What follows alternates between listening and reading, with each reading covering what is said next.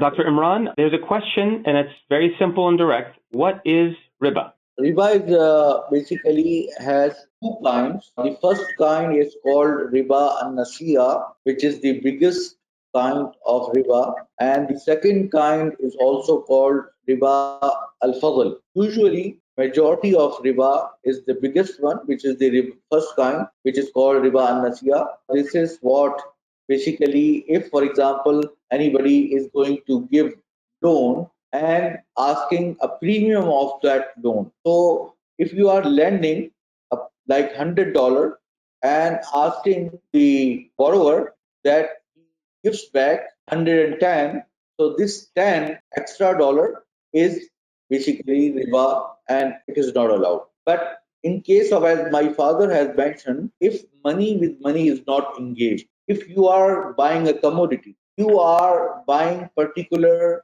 fixed asset, or you are going to take on rent particular asset, then it is not interest.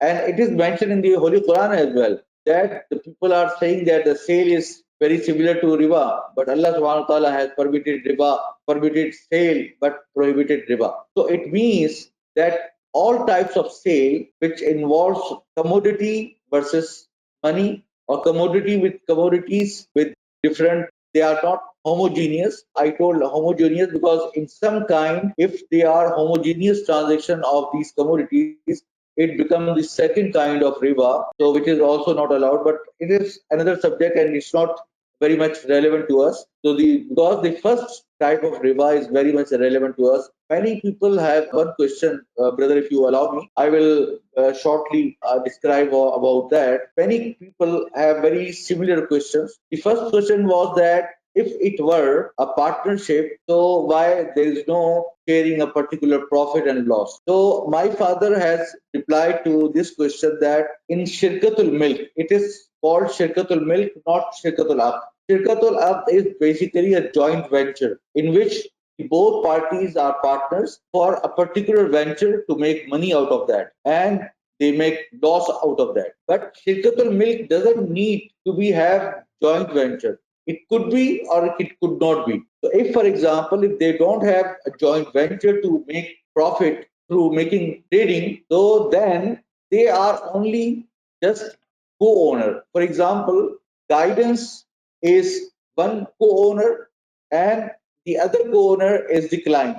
So the both intention is not to make a venture of making money out of that. One's intention is to give on lease to the other partner his share, which is called in Islamic fiqh ijaratul musha, to basically to lease out undivided shareholding to another party or to the partner. It is allowed by Sharia and everyone has allowed that. So if you are charging a rental out of that, so basically you are charging particular amount, a consideration of using that particular share of the fixed asset, and which is it is not interest, it is not riba.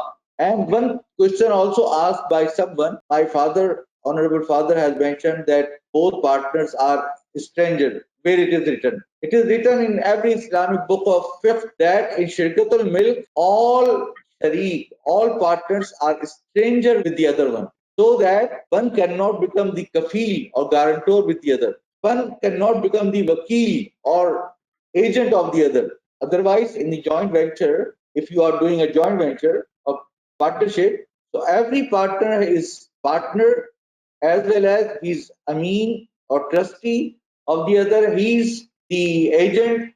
He is also kafil or guarantor. But in this Shirkat-ul-Milk, there is no such arrangement or relation.